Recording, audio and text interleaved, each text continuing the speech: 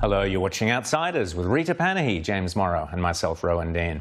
Well, once upon a time, in 1986 in fact, this was the face of Australia, the face we proudly presented to the entire world. Because we have up here a second envelope. So don't get up on the stage and say, I don't deserve this award.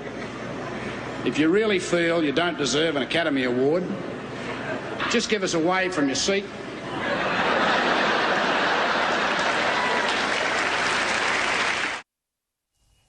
And the world fell in love with us. They fell in love with our sense of humour, our honesty. They marvelled at the natural beauty of our land and they envied us our personal freedoms. The freedom to climb from being a rigger on the Sydney Harbour Bridge to throwing another shrimp onto the barbie to scaling the heights of Hollywood. The freedom to have a Prime Minister best known for his ability to beat the Poms at sculling beer and giving the workers the day off when we won a yacht race against the Seppos. Back then, the world admired our rebels like Germaine Greer, our satirists like Barry Humphries, our writers like Clive James, our athletes and sports, men and women, and above all, our spirit, the larrikin spirit, the spirit of freedom. In the ensuing years, Australians, including, ironically, the current Prime Minister, have spent a fortune and they've devoted a great deal of time and money to promoting Australia around the world, making us one of the world's favourite tourist destinations.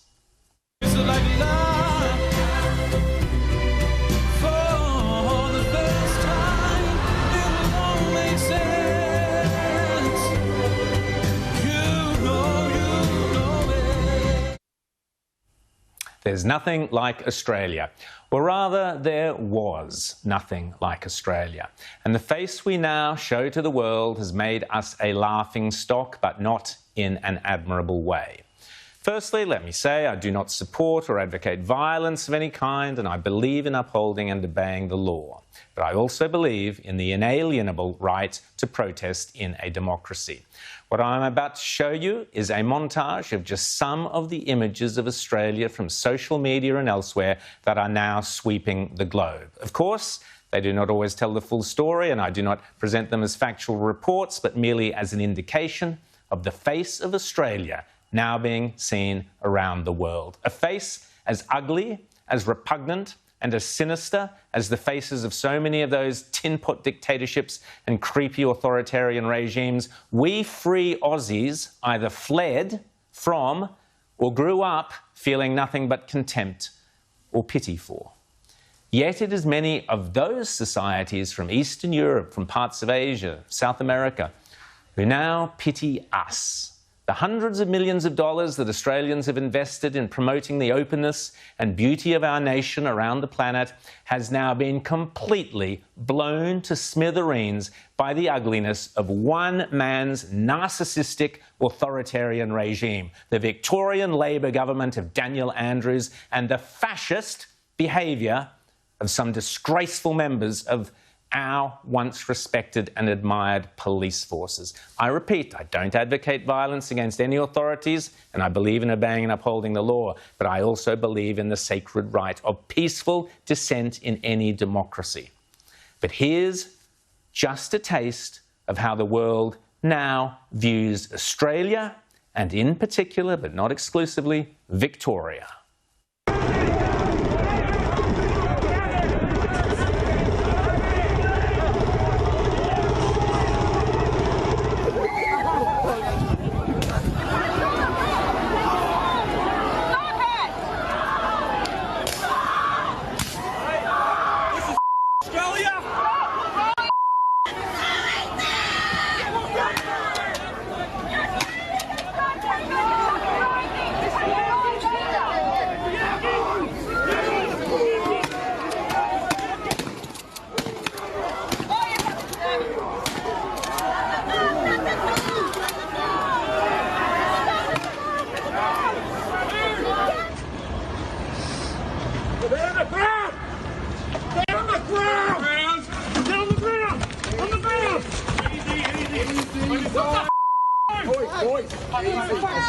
Good day.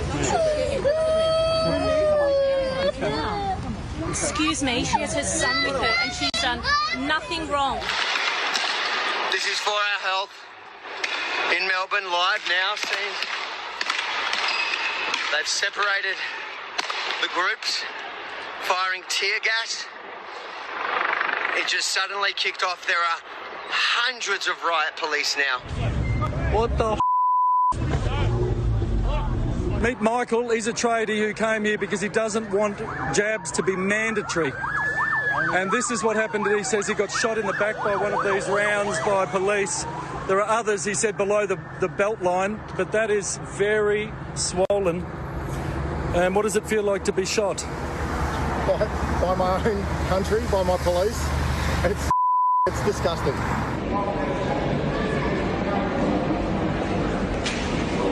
Oh!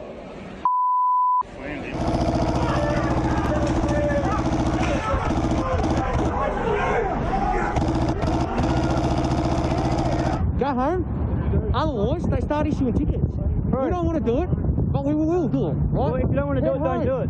Stand up for what you believe in rather than paycheck. Just go home, all right? We get paid to do this, mate. I'm just as over this protest as you are. By protest, I mean lockdown, all right? Fair enough, unfortunately, fair enough. I've got to do what I've got to do. And that's why I'm you here don't have trying to to do talk that. to you. You don't have to do that. You're choosing to do it for I'm a not paycheck. skilled to do anything else, mate. So unfortunately, at this time of my life, that's what I have to and do. the people of us that aren't skilled, we don't get paid. We're not getting food at the moment. I hear you, mate. My wife's in the same position. She's out of a job at the moment as well. I understand you're being pissed off about it, but there's a way to go about it, that's all. And unfortunately, punching on the coppers isn't it, mate. At the end of the day, I agree with you.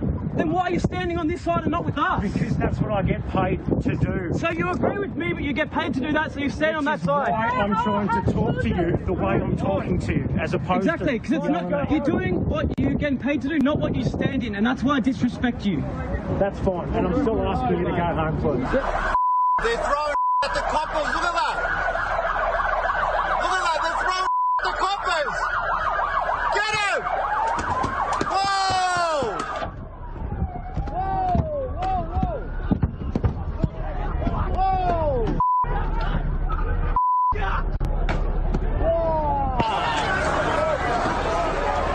What the hell, man?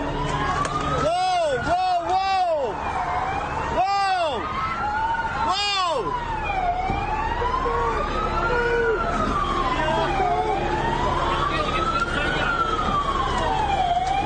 Whoa! Whoa! Whoa! Whoa!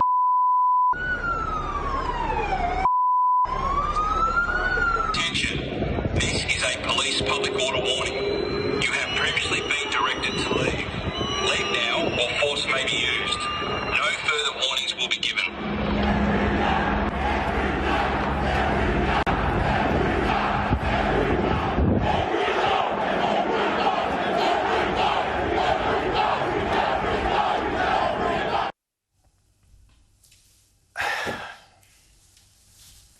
No wonder around the world there are now headlines describing Australia as a fascist state and demanding that the world do something to stop Australia's descent into despotism. This week, a group of US Republicans called for sanctions against Australia. Talk show hosts have been horrified by what our governments are doing to our people, all in the name of a virus and a mandatory vaccine, and a virus that our own Prime Minister says we should work towards being able to treat as little more than the flu. Who would ever want to visit Australia again after seeing those images? It was Émile Zola who published the famous open letter, J'accuse, I accuse, during the notorious anti-Semitic Dreyfus affair in 1898 in France, in which he accused those responsible for that disgusting travesty of justice. With apologies to Zola, allow me to say, J'accuse. I accuse Daniel Andrews of being unfit for any leadership position in this country and for fomenting division, hatred, fear, and a sense of hopelessness in the lives of many Victorians. I believe the governor should remove him from office immediately and call a Victorian state election. Let the people of Victoria decide if they really do support this level of authoritarian tyranny and dysfunction, as the media keeps reassuring us they do. And if they do, then let they and their state pay the inevitable price. J'accuse, I accuse the government of Victoria of allowing the police force to be used to pursue political ends and of permitting unacceptably heavy-handed tactics and unacceptable levels of force and violence against protesters. I accuse the Prime Minister Scott Morrison of betraying our democracy by giving the Premier's unconstitutional, unprecedented and unacceptable levels of power over the citizens of this federation via the so-called National Cabinet. I accuse Scott Morrison of failing the most fundamental test of national leadership, speaking up when others are doing unspeakable things to Australians. Scott Morrison could end this today simply by doing what Ron DeSantis has done in Florida and declare mandatory vaccination illegal. I accuse the Victorian Liberal Party and Matthew Guy of betraying the Westminster system by failing to provide any, even remotely effective opposition to this despotism. I accuse the Labor Party and members of the union movement of spreading misinformation about the nature of the protests and the grievances of those protesting. I accuse the Victorian police force of sadism, cruelty and assault. Lastly, I accuse the Victorian media and the ABC of failing to sufficiently hold the Andrews government to account throughout the many missteps and misjudgments of the COVID era. So this is how the rest of the world now views Australia. The damage that Daniel Andrews has done to the reputation of our once free nation is unfathomable. Anyway, speaking of ads, my thanks to Marty Fokker for this clip on YouTube. Watch the woman in orange. She is an Australian. We mentioned her last week on the show and we played the footage of her being knocked over only hours after it occurred. She's 70 years old.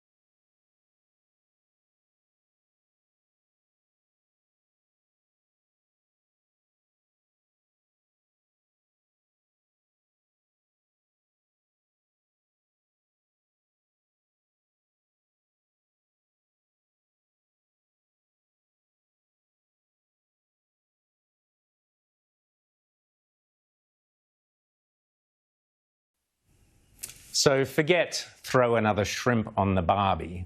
Come to Australia now where it's throw another granny on the tarmac.